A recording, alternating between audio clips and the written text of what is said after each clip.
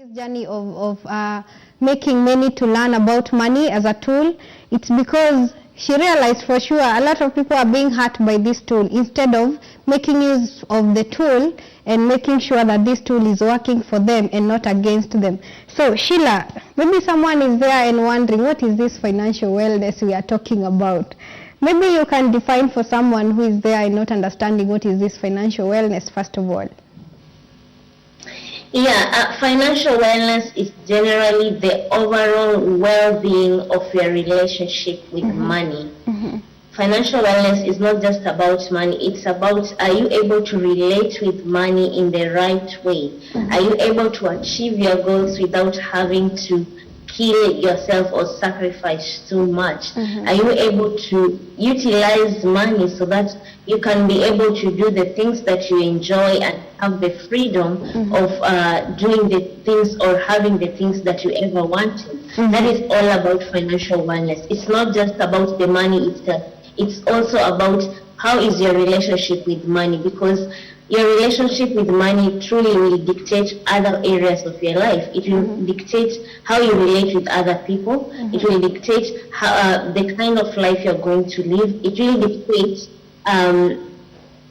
dictate how you are going to even achieve your goals in the future. For example, if someone doesn't, let's say for example, someone is going through a hard economic time and they are broke, trust me, their relationship with people is also at a very dangerous point, because this person will always be feeling like, okay, I'm broke, even if I want to help someone, I cannot do it. And the other person may not understand that. So you find, if you do not have financial wellness, if you are not financially healthy, then most areas of your life, if not all, will kind of be affected in one way or another. So generally, financial wellness is your all-round well-being with finances as well as your relationship with money. So in simple terms, how do I assess my own financial wellness? How can I say that because I do 1, 2, 3, maybe I can say I'm financially healthy? Or how can someone assess, now layman, how can someone assess their financial wellness and say that for sure my finances, my financial life is healthy? Thank you, and thank you so much for bringing that up, because when people hear when people hear that being financially healthy, they think it's being rich or having lots of money, but it's not. Being financially healthy, or how to assess your financial wellness, is when you are at a point whereby you are able to live within your means, you are able to achieve your goals in a very comfortable way without having to strain too much, and at the same time your relationship with money is working. It's not complicated, or it's not, it's not a relationship that you can't even explain. So financial wellness is more of, am I able to live within my means? Am I able to achieve my goals comfortably? For someone, living within their means is just having a simple life. It's not even having millions. For another person, living within their means is having millions. Those two people, they are living financially healthy. So long as they are within their means, they are not going overboard, they are not struggling too much, and they are able to achieve their financial goals. Remember, my goal might be different from another person's goal. There is one person whose goal is maybe to have 1 million by end of the month. Another one is only to have 1,000 Kenyan shilling by end of the month. If both of them are able to achieve that comfortably, then we can say they are living financially healthy. Wow, I love that. This is broad according to different people and according to different people's perceptions. That if I'm able to live my life according to my own means and achieve the goals that I have, me as a person, you as a person, then we can say that someone is able to live a financially well, or healthy life, yeah? Yes. Did I get that right? Yes, you did get it right. Now, there is someone who's already sending us a question. I think this one was really good at this time. Someone is asking, okay, hello Sheila, my husband and I are overwhelmed in debt from mobile app loans to bank loans to circle loans to friends loans. Okay, from this question, Sheila, here someone is very financially sick, I think. Yeah, I would say they are, I would want to know what kind of debt are they in, because we have a good debt and a bad debt. So a good debt is a debt that you're taking to do something that is going to earn you income and be able to repay the debt. Okay. Now, a bad debt is whereby you've taken a debt, but you don't have a source of income, or you're not putting it into something that can be able to bring in money to repay the debt. Now, the person who just sent in the question mentioned they are overwhelmed, meaning this could be a bad debt. Now, in such an instance, I would say it's about time for them to sit down, take a stock of the debt they owe, and then after they've known how much you owe to this, how much you owe to this, they also need to know how much is the interest for SACCO, bank, mobile app, and then they also need to know what is the deadline that we need to repay this, that is taking stock of the debt they owe. Then after that, we have two methods in which they can use to repay that debt. But the first thing they will need to do is, I assume, they are having an income source. So they have to come up with a budget that factors in the debt that they have and the amount they need to pay monthly. Okay. And then from there they can now see, they can choose whether to pay from the one with the highest balance or the one with the highest interest. Okay. So they will list their debts down. For example, if the SACCO debt is the one with the highest balance, they can say, okay, we are going to start to repay this debt from the one with the highest balance going downward. Or they can choose to say, okay, we are going to repay this debt from the one with the highest interest. So you might find a small debt like a mobile loan has a very high interest compared to a SACCO loan. So they can say, let's clear the mobile debt first, then you can go to the SACCO loan. But the foundation of all this is that they will need to first of all find ways to increase their income, because if you don't have the income, how will you be able to repay the debt? And then after that, they need to have a budget, and this is the time I would say they have to really tighten their belts and try their best to decrease their expenses so that they can be able to start their journey to debt freedom. Okay, thank you very much for that, Sheila, because I think a lot of people, when they are in debt, they never take their debt stock, and they just get to be, lagged and tagged along, and it becomes a very vicious cycle for a lot of people. But thank you that you've told us we need to take the debt stock. We kusanya, let me use that word, putting together all the debts that someone has, right? And then know the interest rates, or rather the interest that these debts have accrued. And then we budget and factor in this debt, and then from there one can decide to pay from the smallest or the largest. Yeah, I'm trying to break this one down for our viewer. So, am I right? Did I capture that right? Right. Yes. You are very right, and you mentioned something, people end up being in a vicious cycle. The reason is, you find someone, they did not take the stock of their debt. Sure. So they start, for example, they start paying a debt that they think, okay, the amount of this debt, the balance is too huge, let me start paying it up. But they are forgetting, maybe that interest is very high for the smaller debt they have. So you find they are trying to clear the one with a large balance, but they didn't notice the one with the high interest is also accumulating. Sure. So they find like, I'm trying to pay this debt, but it's like it's increasing because you did not take stock and analyze which debt is it viable for me to start servicing at the moment. Okay. And you also said that while at it one needs to increase their income so that it can be able to service the debts. So, yes.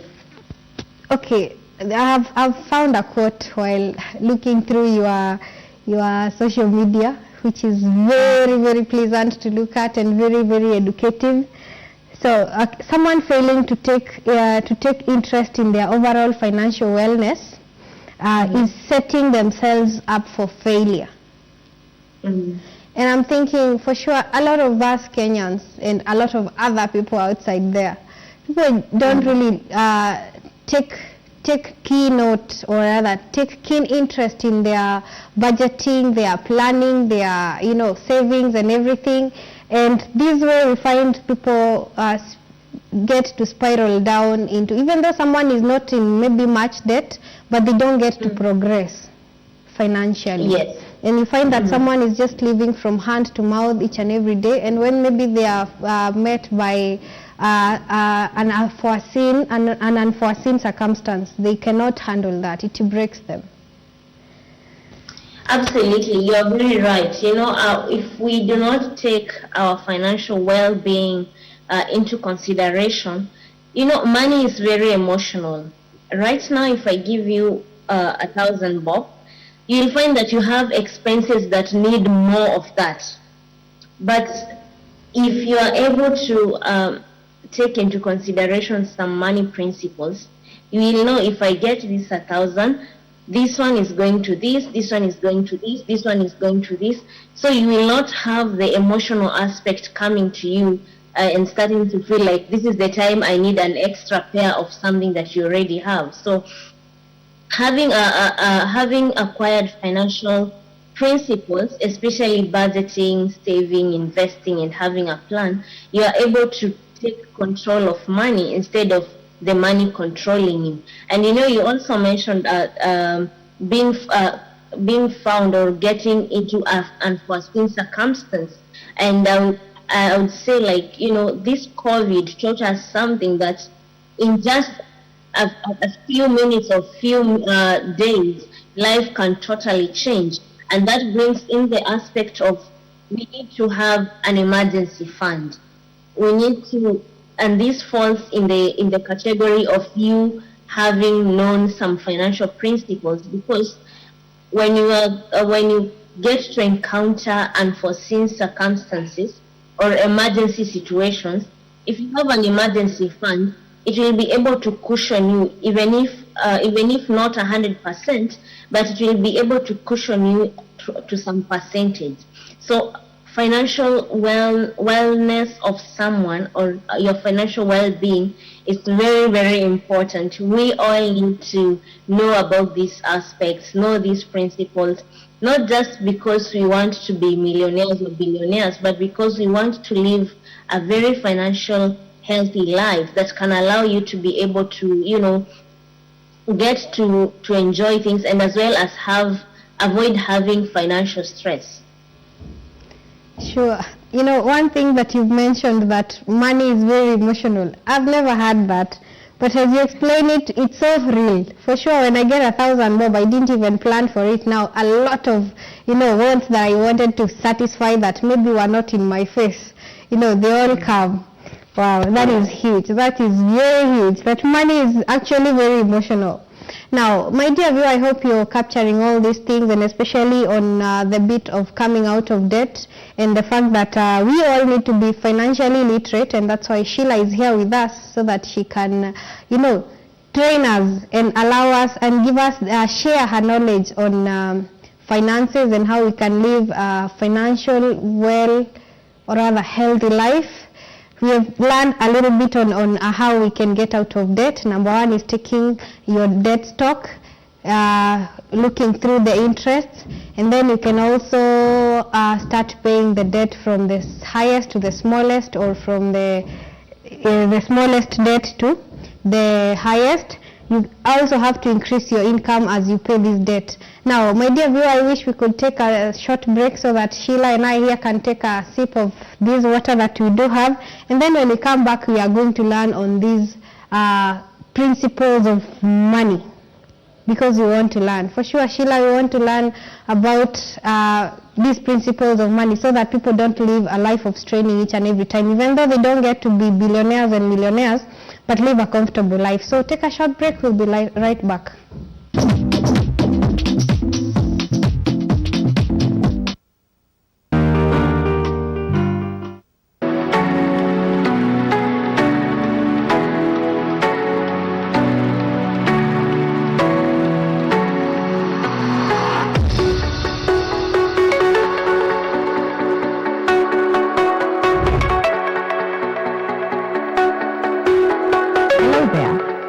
To be entertained and educated at the same time? Well, say no. My name is Zelfina and I will be your host for the Youth Hub, the show that gets you grown on. And I'm Rachel Gambo, the boss. Here at Youth Hub, we bring you fun guests, interesting topics, and play interesting games. As you fit in, you're like, you belong here. If tunaishi pamoja, sasa inaiba kutrust, sasa wendi nje.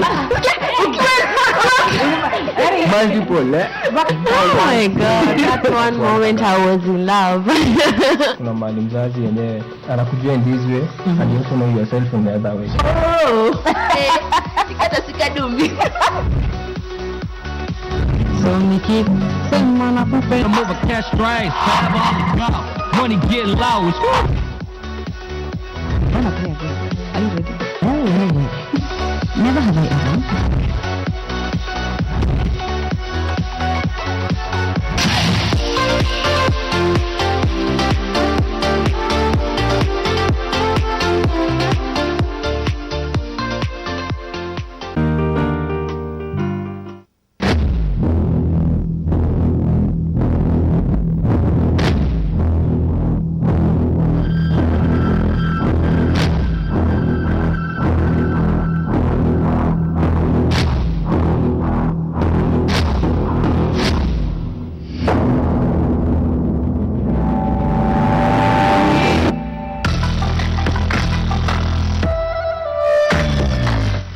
Mambo vipi man, it's your boy Ben C and you can call me the True Ninja. I'd like to invite you on an amazing show that will be happening each and every Saturday from 8 p.m. to 8:30 and the repeat on Sunday, each and every Sunday from 1 p.m. So make sure you join us for the GBS Art Club for an amazing show.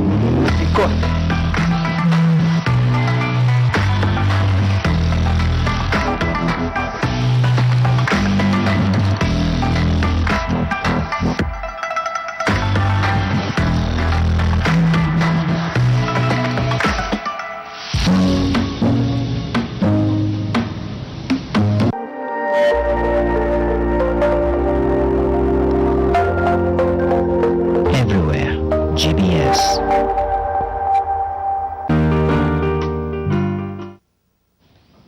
Welcome back, my dear viewer. We continue with this conversation on financial wellness. For sure, we want to be financially healthy. Nobody wants to be used as a tool by money, but we want to use money as a tool for our own advantage, for our own happiness, and for our own gain. So, my dear viewer, you are most welcome to join in the conversation on our SMS line 21144 and in all our social media handles at GBS TV Africa. Make sure your comment is down there or whatever you know. You know, today we are educating each other and we are also being educated by, you know, a certified financial educator. So, Sheila, before we went on this break, you mentioned about principles of money. And I think if we get to learn about these principles of money, then we can be financially literate and financially healthy humans once we put into practice whatever you're going to tell us. So we want to understand and know these money principles. Thank you very much, Kate. Financial principles are very simple, but the problem is most of us don't get to do them. But you know, when you have them, when you know them, it becomes a matter of you being more disciplined to do them so that you can be able to start experiencing living financially healthy. So the first principle definitely is having a budget. Okay. You know, a budget is a roadmap to your financial journey. Yes. If you do not have a budget, or if you do not have a mechanism of budgeting, it means you are just going nowhere with your finances. So having a budget allows you to know where your money is coming from and where it's going to.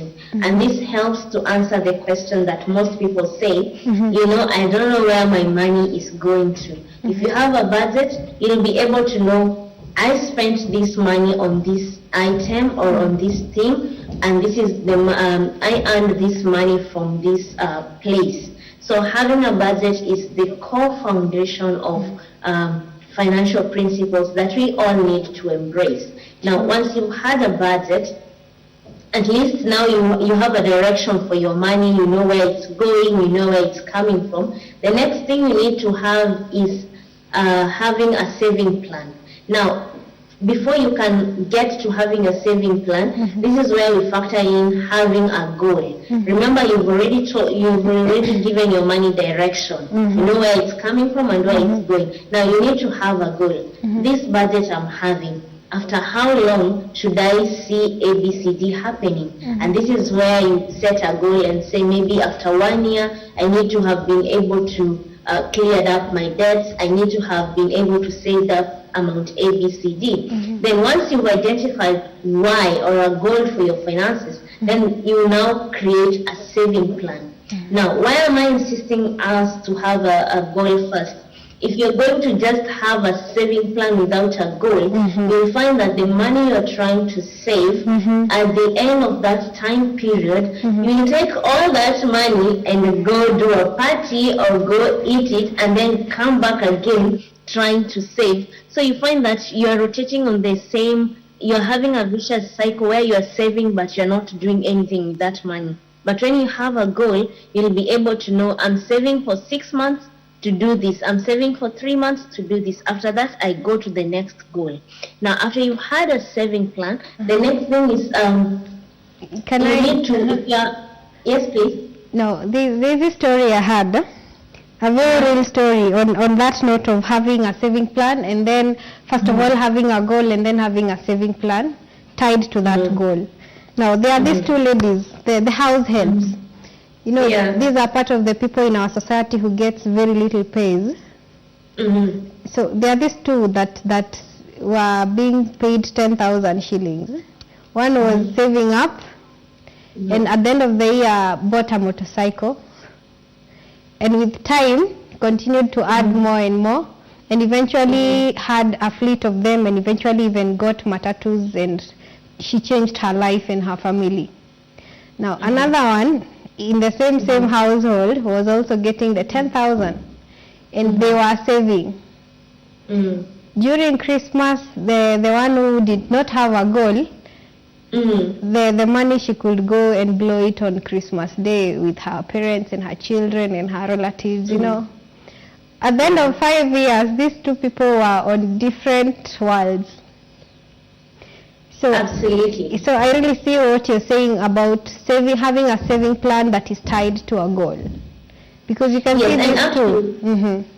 Yeah, and actually, especially in Africa, you know, you have to pay the black tax, whereby you have to help, I don't know, a certain number of people in the family. So you find people fall in the trap of, I'm saving for up to December, then in December or Christmas, they decide to overpay the black tax. I am not saying we shouldn't help our family and friends, but you need to have a plan for that. Don't just save all your money for 12 or 11 months, then in December you're blowing it up because you want to, you want to make them happy. Yet again, you did not have a goal. Now, if you do not have a saving goal, or if you do not have a goal tied to your saving plan, chances are high you're going to end up overpaying the black tax. Now, back to our principles. You had a goal tied to a saving plan.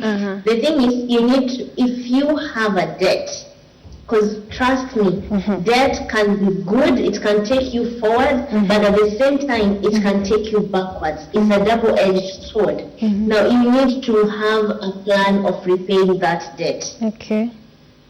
And as I mentioned earlier, there are two methods you can use to repay a debt. The first one is after you've taken stock. The first method is paying the debt from the one that has a large balance to the one that has a least balance. Another way is paying the one that has the highest interest to the one that has the lowest interest. So you need to come up with a strategy of repaying debt.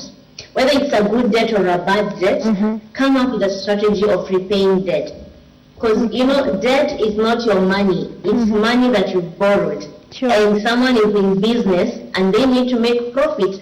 And that happens to be you who is the borrower. So you need to come up with a strategy of repaying debt.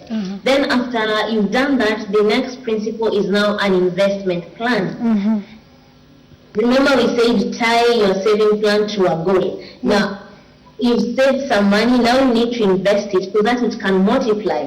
You do not just save and then let it be there. You need to make it grow. You need to multiply it, and that is simply done through investing. And I really love the times that we are in because there are so many ways, so many investment tools that you can take advantage of regardless of your income. I remember years back, people used to think investment is for people who have a lot of money, who have, thousands and whatever. Sure. But now, even with as little as 1,000 Kenya shilling, you can start investing in money market funds and start getting interest, earning interest, and start multiplying your money. Yeah. So there is no, we don't have an excuse of not investing. And then the other thing is we are having mobile applications that help you do that.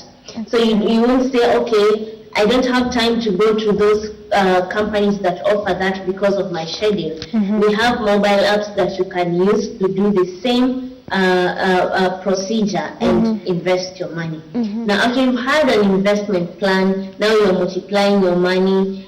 The next thing is you need to, actually I should have started with having financial education as the first principle, so that you can go to budgeting, having a goal, saving plan, debt management, investing. After you've invested your money, you're seeing it's growing. Now this is the time you need to now focus on building a legacy. This can be in form of a business, it can be in form of, anything that is going to be long term, that can be there even after you are long gone. And then finally, it's very important that we also put in the aspect of enjoying life, or paying yourself, or not really paying yourself, but YOLO. You've done all this. You've acquired financial education. You have budgeted. You have created a saving financial goal. You've come up with a saving plan. You're in the process of doing debt repayment, or you have a debt management strategy.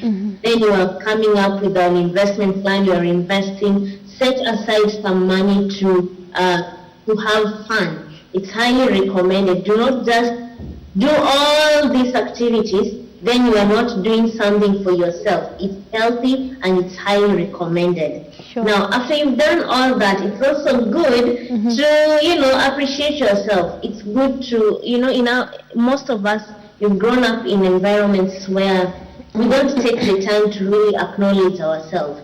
We don't take the time to say, okay, last year I didn't have a budget, but this year, at least I've managed to stay on budget. Last year, I didn't know how to create a goal. At least this year, I've done that. Now, that is something we need to incorporate, and as well as have, an a heart of gratitude. Learn to be grateful. It's part of the principle. The more grateful you have for what you have, the more things will come to you, including money. It's true. Now, when you talk of gratitude and living the yellow bit of life, I remember when I was growing up, there was this, let me call him a tycoon. He was very wealthy, but he used to move on a bicycle, yet he owned very many plots where I came from, and he used to own several manufacturing small industries where I came from, and used to have a shirt that was torn. I couldn't understand, but we understand now that we are living in very nice times. Like, you're in Dubai, and as much as you're working, you also get to play, right? Yeah. Yeah, we need to live a little, because at the end of the day, why, look for the financial wellness yet you don't get to live? Exactly, and just to add on, Kate, people really mistake between being frugal and stingy. Yeah. So you find, like the story you've just given us, I would say the person was stingy even to himself. That's sad. Because what is the use of you working hard and not getting to live a comfortable life, a worthy life, not having the opportunity to look good? Why would you work so hard only for you to die, and then people start fighting for all the hard work you put in? So it's very important for us to learn to be frugal, not stingy to ourselves. And being frugal means I can't have YOLO, but this is the limit I can go. But being stingy is I am scared if I start spending on myself, everything will finish. I'm scared I cannot, support people because I will become broke. That is being stingy. You are scared. You have the fear that money you will run out of money. But when you're frugal, you have limits. I can go for that vacation, but this is the maximum I can spend. I can help these people, this is the maximum I can spend. I can dress nicely, but this is the maximum I can do. That is what we need to embrace. We need to start learning being frugal, so that the hard work we are putting in, we can also get to enjoy the fruits while we are still alive here on earth. Sure. I love the fact that when you started, before you even told us about these principles of money, you said that we have to put them into practice. In fact, I'm sure a lot of people have heard this over and over again, but they never put into practice, and that's why a lot of people are suffering financially. And I would want to capture this one again for my viewer, because this one is for you, my viewer.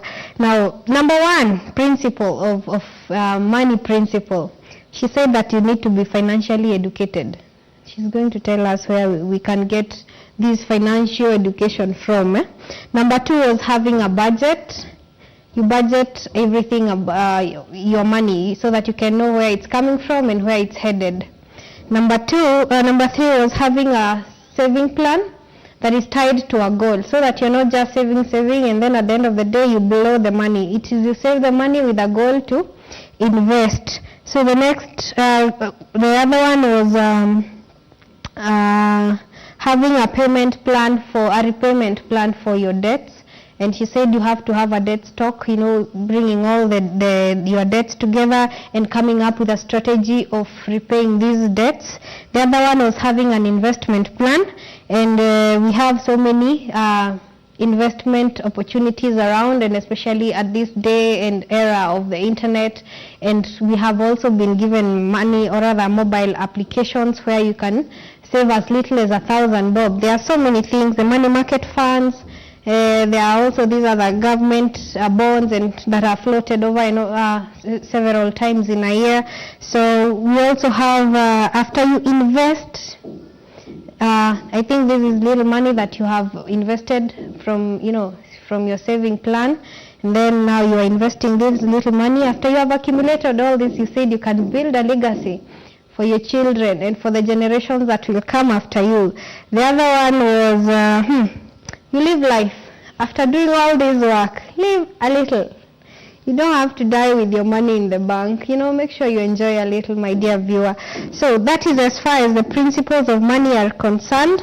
And I think going forward, she mentioned something about creating an emergency fund.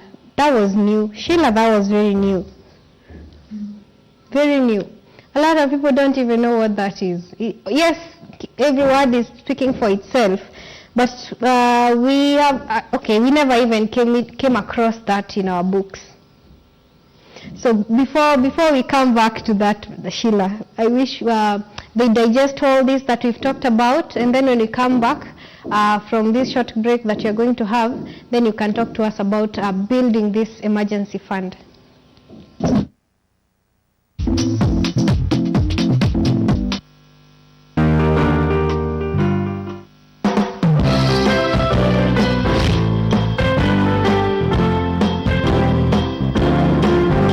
Wait!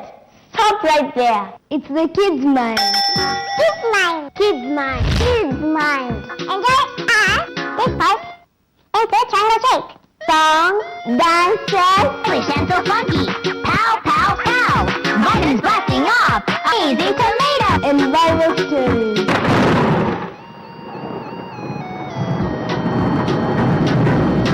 We at the Kids Night, we desire to serve you with these exciting activities.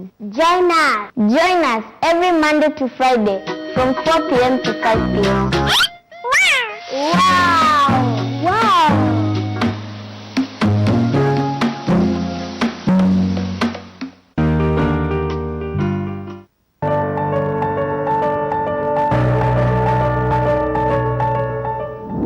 God is so good. And because human being is opposite of God, the greatest thing that can ever happen is fellowship. Our justification is based on Jesus. The book of Leviticus is telling us how sin has to be forgiven. We are talking about the chief baker and the chief butler.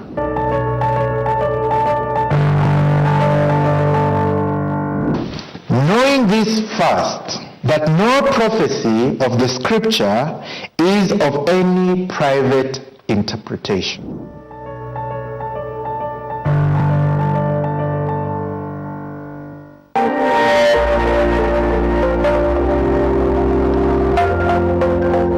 Everywhere, GBS.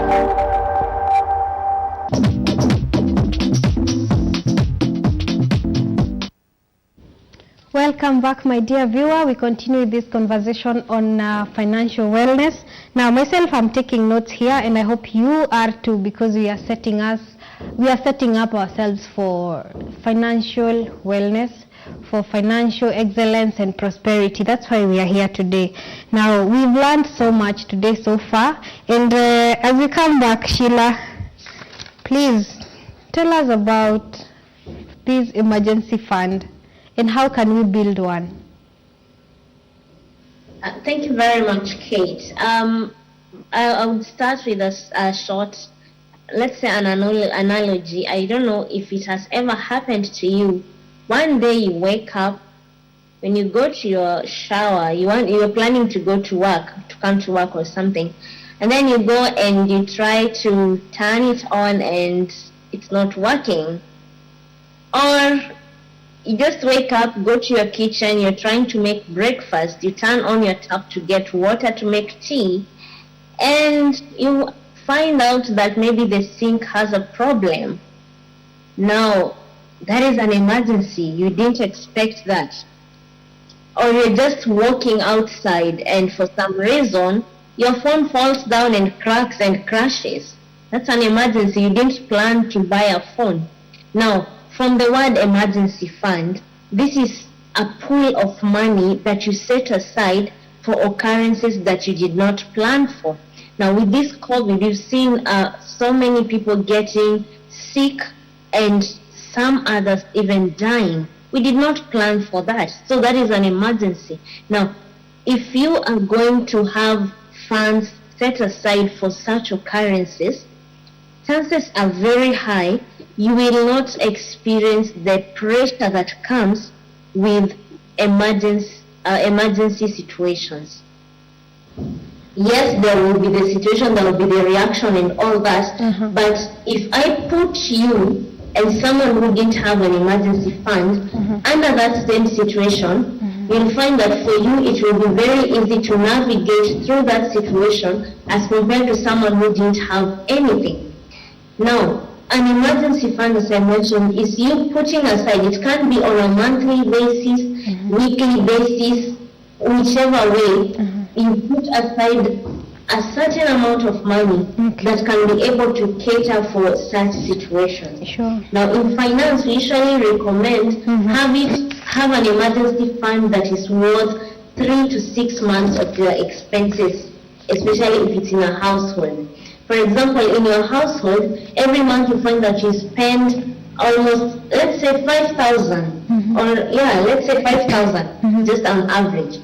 Now, you need to have an emergency fund that is worth 15,000 or more.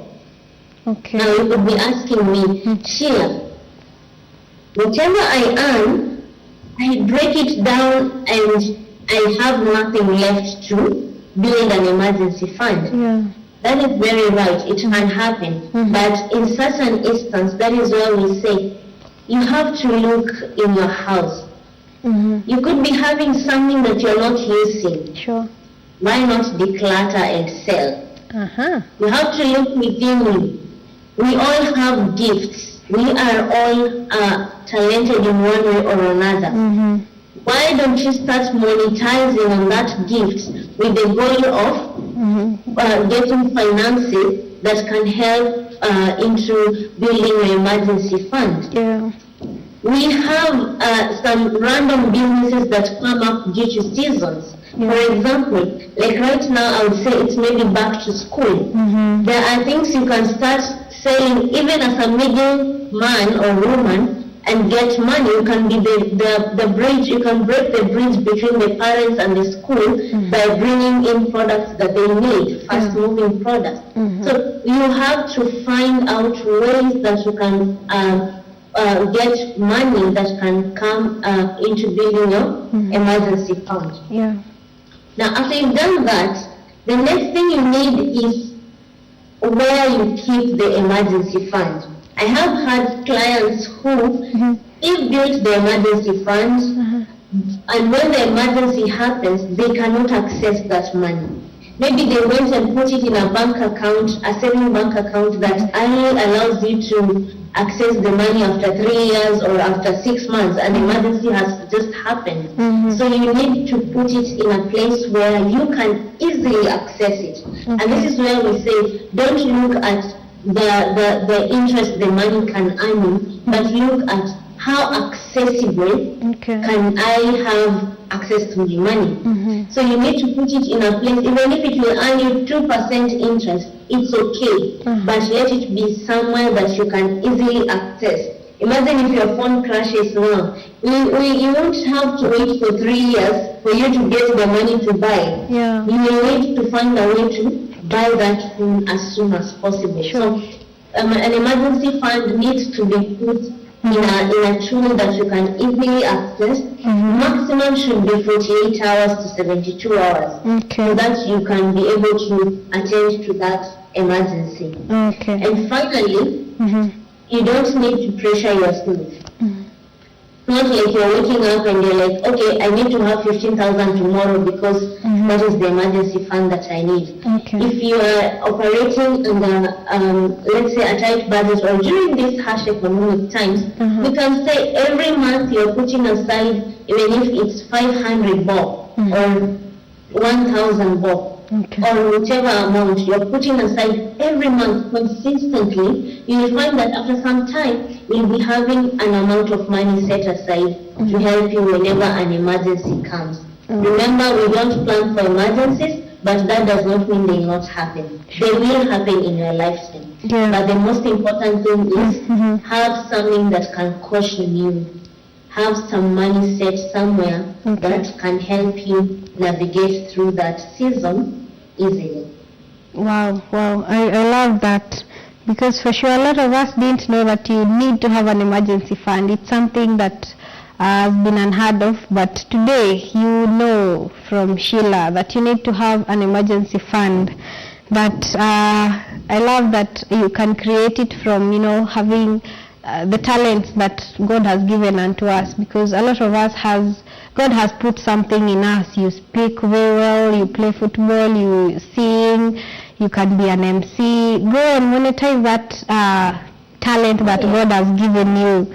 Declutter, sell that table that you are not using somewhere. I love that, because you can make money easily even from the things that we are holding, a lot of things that we are not even using.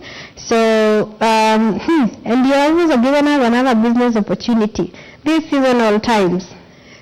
Yes. When it's raining and in Tao, a lot of people are just running all over and there are no umbrellas. Time to get umbrellas and sell.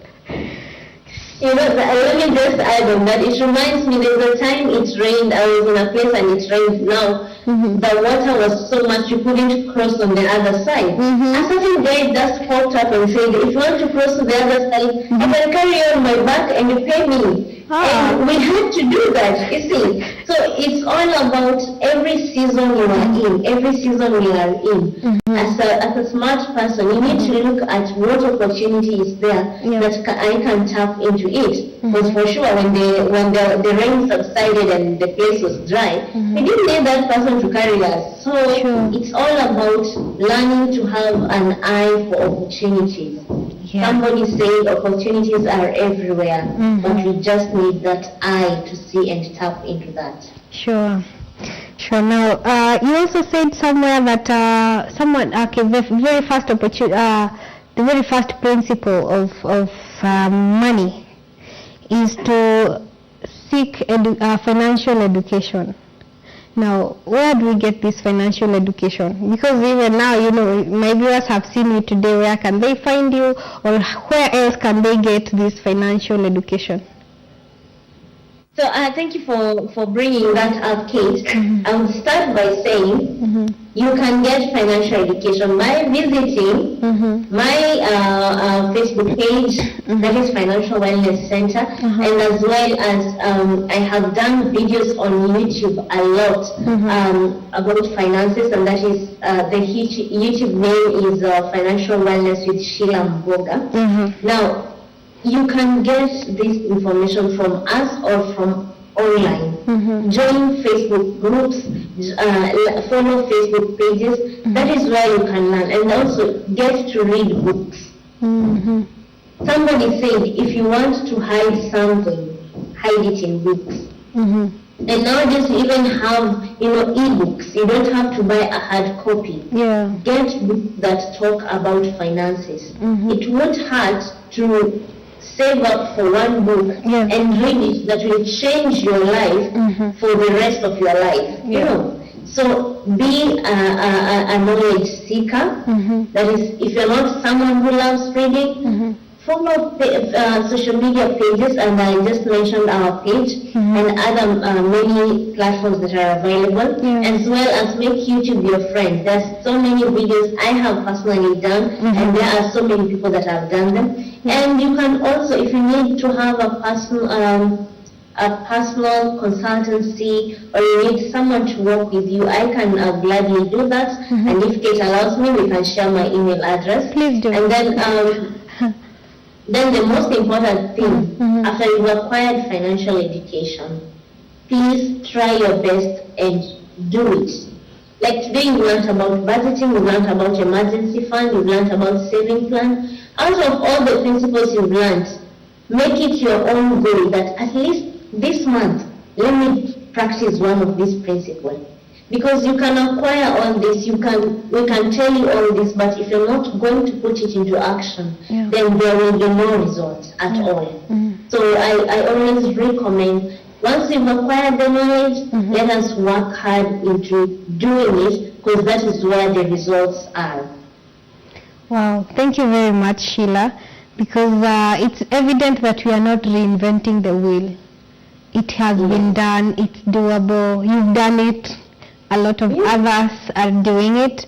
So let's seek this information. For sure there are so many books that I've seen online.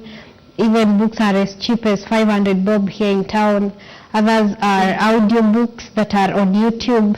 And by the way, visit her page. It is full of wisdom.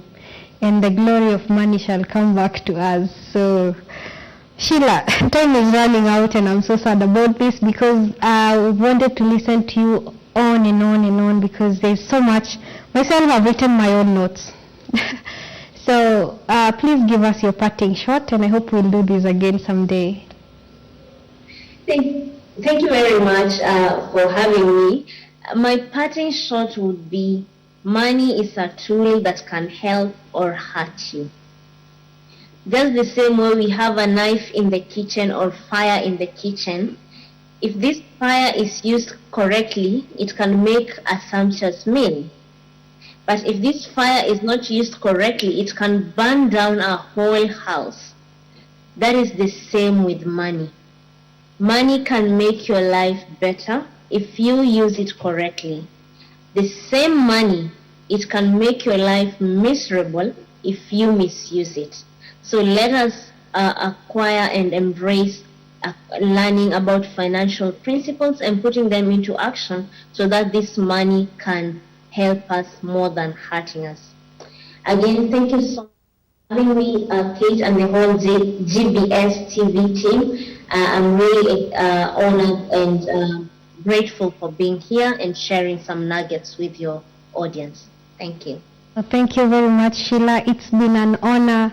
You know, the moment I saw your page on Facebook, I was so excited and I just had to share you because you are a blessing to a lot of people. And I see that you've helped a lot, thousands and thousands of people. And this knowledge today you've shared with us freely. Thank you very much for that. We are so blessed to have you. I'm sure if our viewers can put into practice all that you've told them, because these are things which have been done before and they'll continue being done. So if they can put an effort and do and take action, I'm sure we'll have so many people doing better for themselves and people not being depressed because of money, because for sure money is a tool, like you said. It is a tool that we are going to use from today henceforth. We are going to create those budgets. We are going to do saving plans that are tied to our goals. Remember, every one of us is very, very individual and personal, and we're all different, but we can live a better life than we have been doing, and this tool can work to our advantage. And I'm really happy to hear all this from you, Sheila, because you are affirming that we are not reinventing the wheel as it is, but we can do it also. And I hope our viewers, the next time we have this show with Sheila, you will be, saying, you will be giving us comments on how you have made progress for yourselves and for your families, and the milestones you'll have made. And I hope it's very soon. It's starting today, because this knowledge, man, if you go elsewhere, you'll be utalipishwa vizuri. But here Sheila has given us all this wisdom freely. So thank you very much, Sheila. Be blessed. And for our viewer, you have my notes. I hope you do have viewers. And I wish to leave you here on that note, knowing that you are going to put into practice all that we've learned today. We've learned so much. Budgeting, investing, saving, creating emergency funds, seeking all this knowledge. Don't just stay there. Look for the knowledge and change your life. Take charge. So I wish to leave you for now. And until next time, bye-bye.